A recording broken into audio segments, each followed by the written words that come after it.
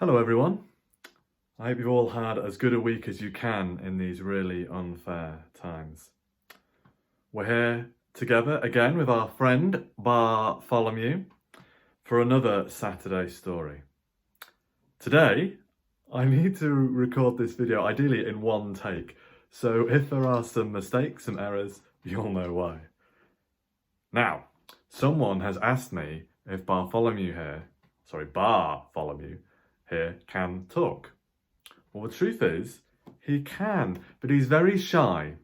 You could say his confidence is a bit woolly. I've left the pause there for your riotous laughter. So yes, Bartholomew can talk. In fact, I think he's trying to say something to me now. Yes.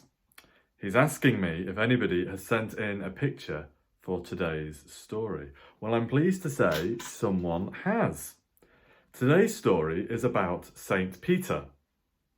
And so I asked last week if anyone was willing to draw him ready for today's story. Well, a little lad called Peter has drawn Saint Peter for us. And here he is.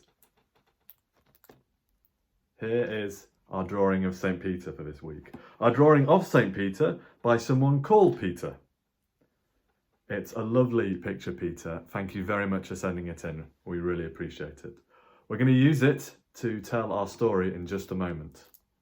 But first, let's try and remember what happened in last week's story.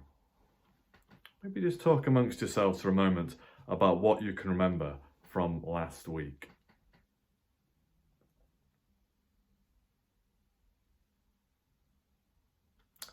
Well, last week, it was the Pentecost story, the moment where the Holy Spirit came upon the disciples and helped them begin to carry on Jesus' work. So from now on in our Saturday stories, we're going to see what some of them did, including St. Peter, whose story it is this week. So let's get ready to hear the story. First, let's make sure we're seated comfortably. And let's open our ears. And now open our hearts, ready to receive the story. Are you ready? Then we'll begin.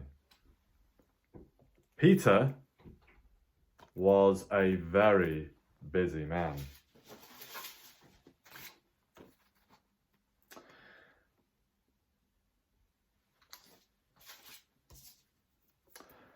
He made speeches and preached about his friend Jesus and how wonderful and special it was to become his follower. What a busy man. He healed people and did all sorts of miraculous things. What a busy man. Unfortunately, some people didn't like what he was doing and saying, and there were a couple of times when he was put in prison. But he would escape thanks to his friends and an angel. What a busy man. Peter was a very busy man. He worked really hard to continue Jesus' work, and he did lots of things, but one was especially important. One day, after a long journey, Peter was feeling really, really hungry.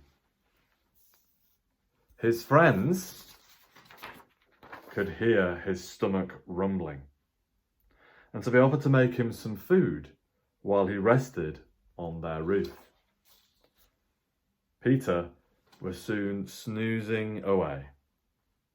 It was then that he had a trance, a dream. In it, he saw a white sheet coming down from heaven, from the sky, and on the sheet were all kinds of foods. Peter licked his lips. But then he thought, oh no, these are all foods from animals I'm not allowed to eat. Then there was a voice and it said, get up, Peter, and eat these foods. No way, said Peter. No way. These are all forbidden foods. I would never, have never, eaten one of these forbidden foods. It's wrong." "Ah," replied the voice from the sky. "What God has made unforbidden, you must not call wrong." Peter awoke from the dream, thinking, "What was all that about? What does it mean?" Then he heard voices.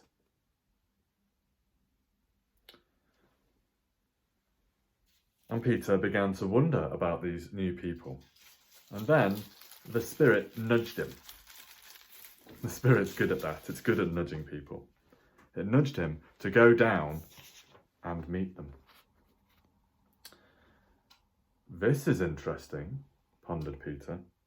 "These men are Gentiles, whereas I am a Jew.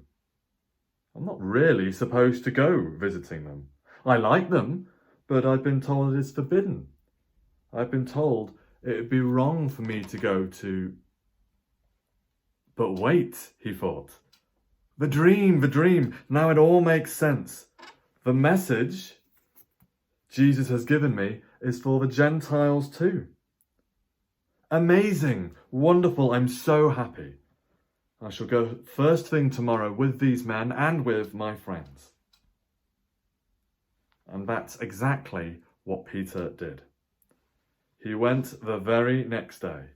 He shared his message, and something amazing happened.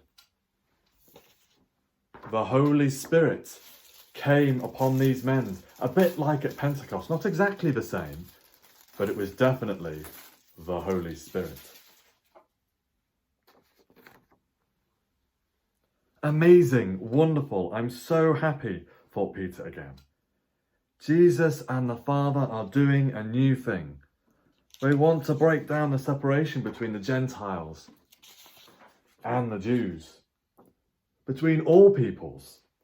And now we can be a new community, a new family.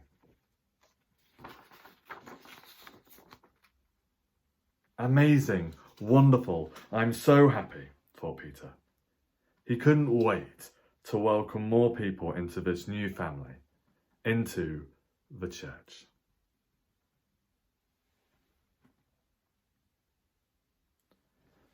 That was another good story, wasn't it? I wonder which was your favourite part. Perhaps talk amongst yourselves just for a moment about what your favourite part was.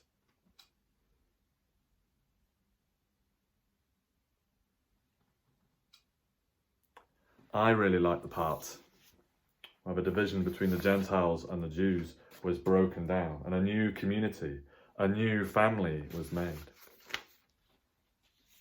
So, that's Peter's story. Come on, Bartholomew.